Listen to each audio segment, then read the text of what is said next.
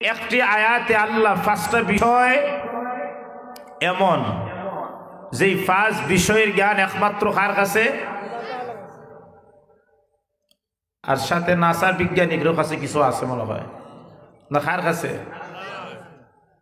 কোন সেই পাঁচ বিষয় যে তথ্য প্রযুক্তির এই জামানায় যখন মানুষ গবেষণা করতে করতে মহাকাশ পর্যন্ত যাত্রা করে, যেই জমানায় মানুষ স্যাটেলাইট মহাকাশও আবিষ্কার করে, যেই জমানায় মানুষ চীনের বিজ্ঞানীরা সাত দেশ পর্যন্ত ভ্রমণ করে ফেলেছে, শুনেছি সাদের দেশও নাকি এখন জায়গা বিক্রি হইতেছে। এই জমানায় কোন জিনিস যেটা মানুষ জানে না, বিজ্ঞানী জানে না, একমাত্র আল্লাহ জানেন, এই জিনিসগুলা জানা দরকার আছে না নাই?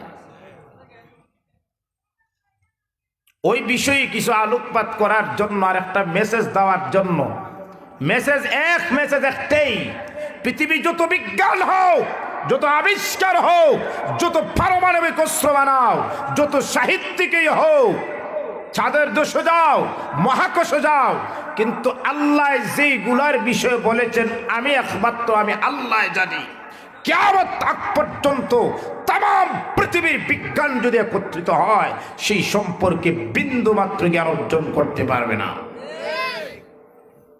এবার আসুন কোন সেই বিষয় যে জ্ঞান একমাত্র আল্লাহর কাছে, আর কেউর কাছে নেই। আল্লাহ বলেন,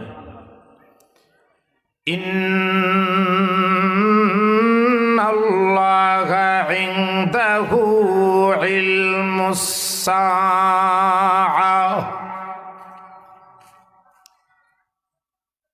ওয়া ইউনাজ্জিলুল গায়স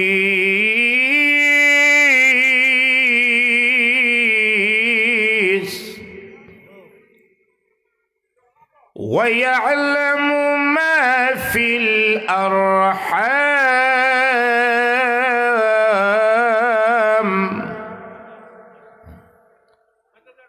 ওয়া মা তাদরি নাফসুম মাযা তাকসিবু গাদা ওয়া মা তাদরি নাফসুম বিআইয়ি আরদিন তামুত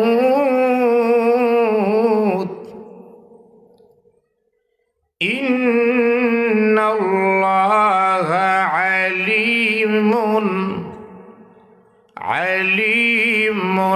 খাবীর।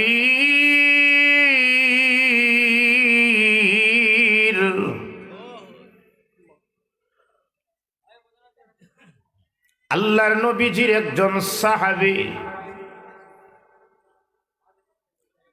গ্রাম্য এক লোক আল্লাহর নবীর কাছে প্রশ্ন করে, মুহাম্মদ,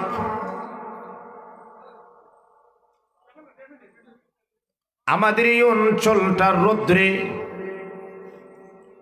অতি রৌদ্রি আমাদের এই অঞ্চলটা,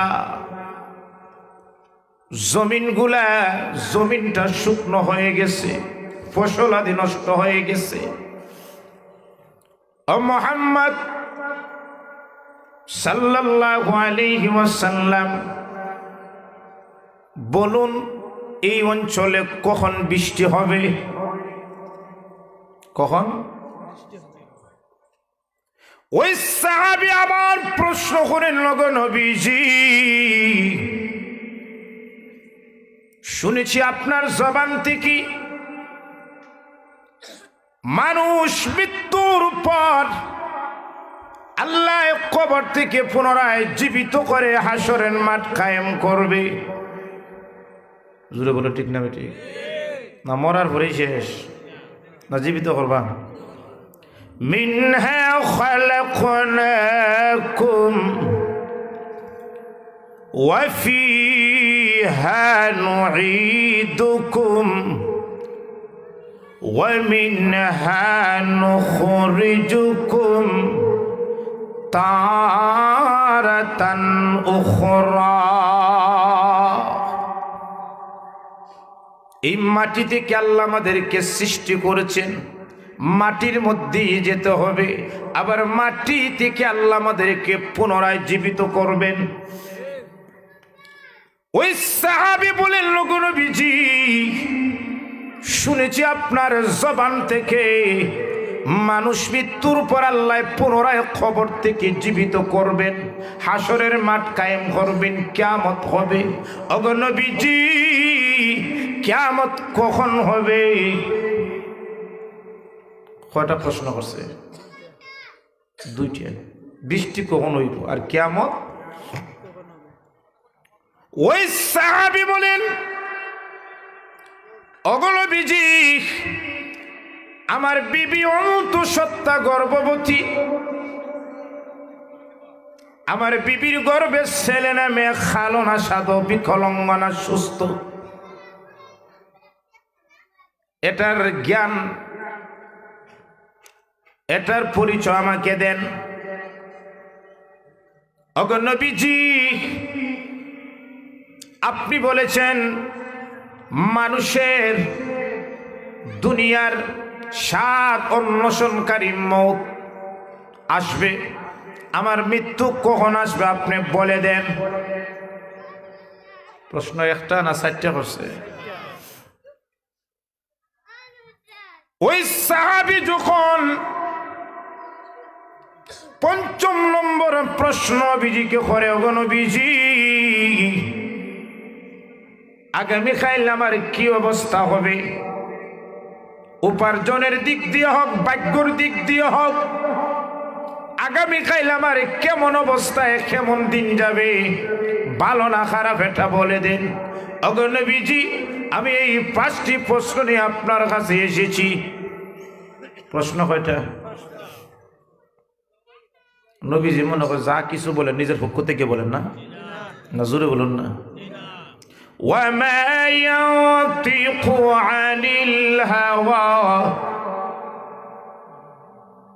إن هو إلا وحي يوحى। নবীজি যা বলেন কার পক্ষ থেকে? ওই সাহাবী আল্লাহর নবীকে যখন এক এক করে কয়েকটি প্রশ্ন নবীর কাছে ছুড়ে দেয়, 5টি প্রশ্ন, আল্লাহর নবী এই 5 প্রশ্নের উত্তর দেওয়ার জন্য প্রিপারেশন নেন নাই, আল্লাহর নবী দেওয়ার জন্য আগ্রহ দেখান নাই। নবীজি বলছেন এই 5 প্রশ্নের উত্তর যদি দিতেই হয় আমার জিবরাইলের আসার অপেক্ষা করতে হবে।